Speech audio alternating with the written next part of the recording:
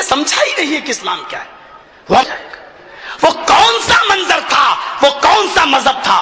وہ خولا بنت ثعلبہ جو اپنی شکایت لے کر جناب محمد رسول اللہ کے پاس جاتی ہے اور کہتی ہے اللہ کے رسول, میرے شوہر نے مجھ سے زہار کر لیا ہے, مجھے اپنے اوپر اپنی ماں کی پیٹھ کی طرح حرام کر لیا ہے, میرے لیے کوئی راستہ نکالو. اور آپ نے کہا عرب کے دستور کے مطابق تیرے لیے کوئی راستہ نہیں ہے, جا تو اس کے اوپر حرام ہو چکی ہے. آپ نے اس کو گھر سے باہر کیا, چوکھٹ بند کر لی, دروازہ بند کر دیا. اس عورت کی نظر محمد رسول اللہ کی چوکھٹ سے ہٹی تو مسجد نبوی کی چوکھٹ پہ پڑ گئی. ہم نے جانا ہی نہیں کہ توحید کیا ہے.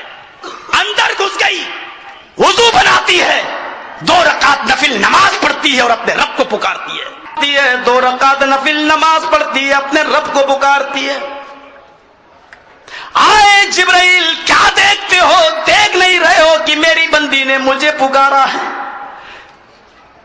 اللہ نے آیتیں دے کر حضرت جبرائیل کو بھیجا, چاہو میں نے اس ایک عورت کی وجہ سے دنیا کی تمام مسلمان عورتوں کے لیے مسئلہ بدل دیا. اس نے مجھے پکارا, اس نے مجھے پکارا, میں نہیں سنوں گا تو کون سنے گا؟ قد سمع اللہ قول التی تجادلک فی زوجہا. اللہ نے اس عورت کی گفتگو سن لی جو اپنے شوہر کے بارے میں آپ سے بحث و تکرار کر رہی تھی, جو آپ سے جدال کر رہی تھی, جو آپ سے بحث کر رہی تھی. وَتَشْتَكِي إِلَى اللَّهِ, وہ اللہ کو بھی پکارتی جا رہی ہے, وہ اللہ سے بھی فریاد کر رہی ہے. اللہ نے اس ایک عورت کی فریاد کو سن کر پوری کائنات کی ساری مسلمان عورتوں کے لیے مسئلہ بدل دیا. آئے نبی, اس عورت کو بلاؤ, اس سے کہہ دو کہ جا اپنے شوہر سے کہہ دے کہ وہ ایک غلام آزاد کر دے اور اپنی بیوی بنا لے. یہ طاقت نہ ہو تو 60 روزے رکھے مسلسل پیدر پہ اور اپنی بیوی بنا لے. یہ بھی طاقت نہ ہو تو 60 مسکینوں کو کھانا کھلا دے اور اپنی بیوی بنا لے. یعنی یہ راستہ نکال دیا, حالانکہ اس عورت کے پکارنے سے پہلے کوئی راستہ نہ تھا. جہاں محمد رسول اللہ کی چوکھٹ بند ہوتی ہے, پھر کائنات کی نظریں رب العالمین کی چوکھٹ پہ پڑتی ہیں. یہی تو توحید ہے کہ اس نے پکار کے کہا. یہ ہے توحید کہ اس نے آسرا بھی لگایا تو اللہ رب العالمین کا, اس نے دروازہ بھی کھٹکھٹایا تو اللہ رب العالمین کا. اس ام ایوب کو دیکھو, نبی اکرم کی سواری جا رہی ہے, اونٹنی پر بیٹھے.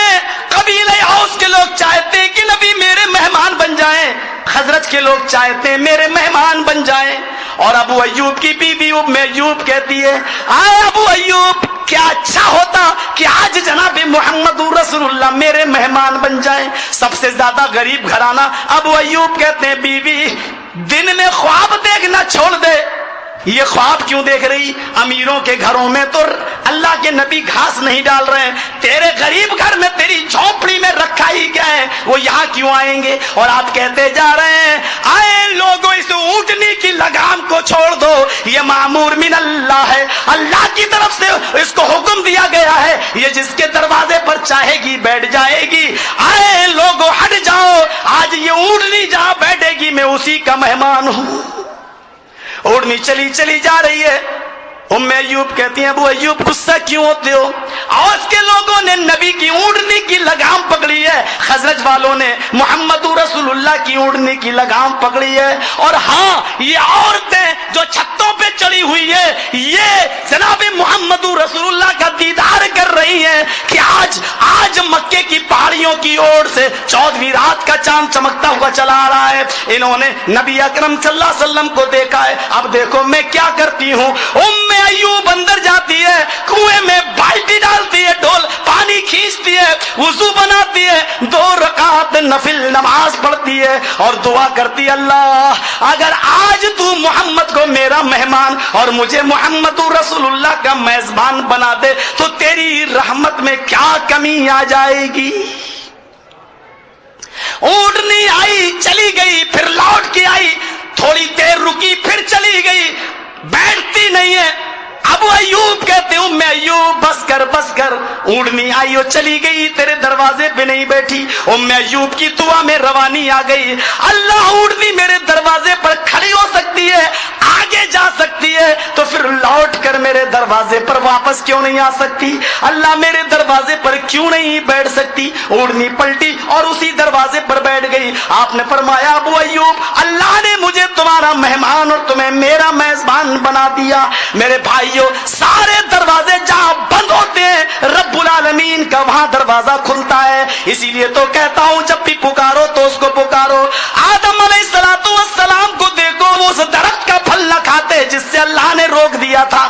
اگر ان کو معلوم ہوتا کہ اس پھل کو کھائیں گے، اس شجر کے درخت کے پھل کو اگر کھا لیا تو جنت سے نکالے جائیں گے۔ اگر اترا سری لنکا میں بھیج دیے گئے، ہاں اتار دیے گئے، دنیا میں بھیج دیے گئے۔ اب ان کو اپنی غلطی یاد آتی نہیں، لیا تھا انہوں نے جو دعا کی تھی وہ دعا یہ تھی ربنا ظلمنا انفسنا وان لم تغفر لنا وترحمنا لنكونن من الخاسرین۔ ربنا ظلمنا انفسنا، اے ہمارے رب ہم دونوں نے اپنے نفسوں پر ظلم کیا ہے۔ ہم کو ذرا دیکھو تو صحیح، انہوں نے یہ نہیں کہا کہ اللہ میری بیوی مجھے لے کے گئی ہے۔ حضرت آدم کہتے ہیں ربنا ظلمنا انفسنا، اے ہمارے رب ہم دونوں نے اپنے آپ پر ظلم کیا ہے، ہماری بھی خطا تھی میری بیوی کی بھی خطا تھی، اے اللہ ہم دونوں نے ظلم کیا۔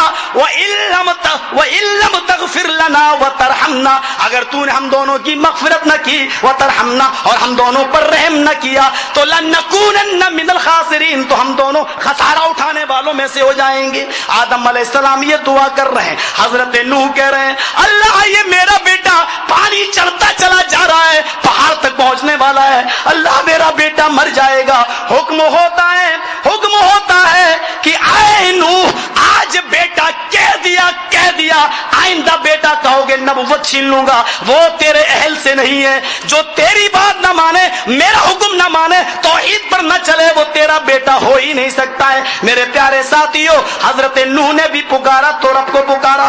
غور کرو ایوب علیہ السلام کو بیماری، کس کو پکار رہے ہیں؟ حضرت یونس علیہ السلام جب مچھلی کے شکم میں چلے جاتے ہیں وہاں جا کر ان کو اپنی خطا یاد آتی ہے، کیا دعا کرتے ہیں کہ لا الہ الا انت سبحانک انی کنت من الظالمین۔ لا الہ الا، اے اللہ تیرے علاوہ کوئی معبود نہیں، انت معبود تو ہی ہے، سبحانک تیری ذات پاک ہے، انی کنت من الظالمین میں ہی ظالموں میں سے تھا، میں ہی تیری نافرمانی کر بیٹھا، میں ہی ظالموں میں سے تھا۔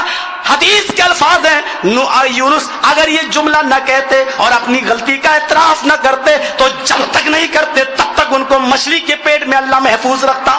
میرے بھائیو ذرا غور کرو، مصیبت میں ان پیغمبروں نے کس کو پکارا؟ مٹی میں اٹھاتے تھے، پھونک مارتے تھے، چڑیا بن جاتی تھی، وہ مٹی کی چڑیا بنا دیتے تھے۔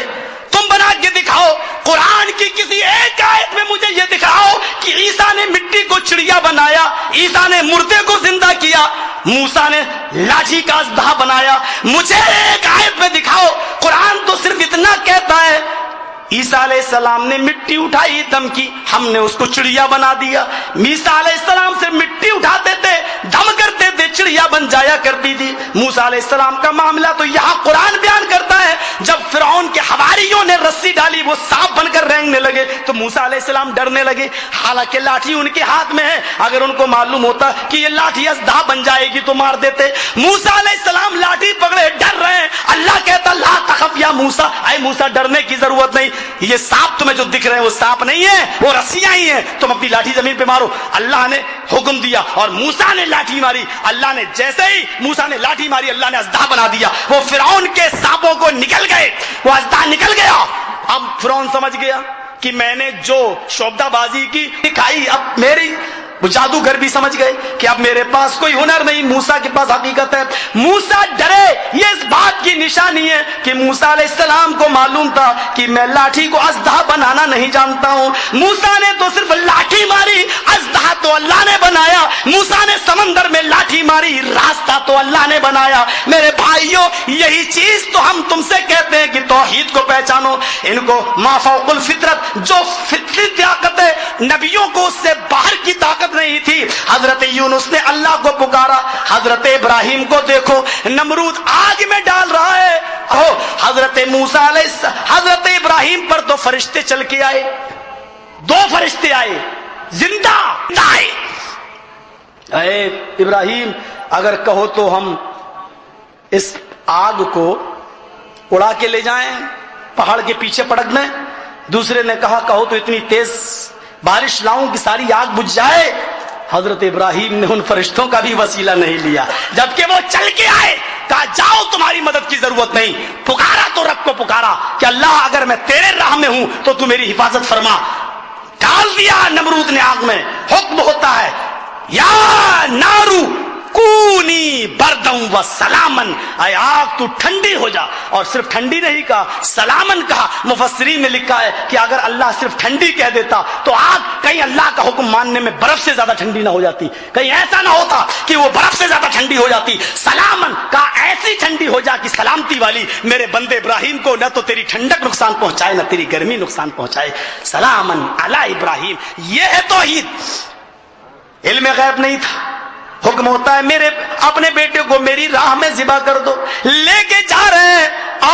اگر یہ معلوم ہوتا کہ چھری میرے بیٹے کی گردن پہ نہیں چلے گی، اگر یہ معلوم تھا تو ابراہیم نے چھری چلائی، کون سا کمال کر دیا۔ معلوم ہی نہیں تھا، اپنی بیوی کو بھی نہیں بتایا، کسی کو نہیں بتایا، اور وہاں لے جانے کے بعد کہتے ہیں یا بنیا انی ارا فی المنام انی اذبحک فانظر ماذا تری، او میرے بیٹے آج میں نے خواب میں دیکھا ہے کہ میں اپنے ہاتھ سے تجھے ذبح کر رہا ہوں، فانظر ماذا تری، تو اپنی رائے بتا کہ کیا ہے۔ حضرت اسماعیل جواب دیتے ہیں یا ابت افعل ما تؤمر، اے ابو جو حکم دیا گیا اس کام کو کر ڈالیے، ستجدونی انشاءاللہ من الصابرین، انشاءاللہ آپ مجھے صبر کرنے والوں میں سے پائیں گے۔ میرے بھائیوں اگر معلوم ہوتا ابراہیم کو کہ میرا بیٹا ذبح ہی نہیں ہوگا، میں تو چھری چلاؤں گا دنیا والوں کو دکھانے کے لیے، تو کون سا کمال کیا تھا حضرت ابراہیم نے۔ اور اسماعیل بھی تو تم کہتے ہو نبی ہے، ہم کہتے ہیں نبی، اگر ان کو معلوم تھا کہ میں ذبح نہیں ہوں گا تو کون سا کمال تھا ان کا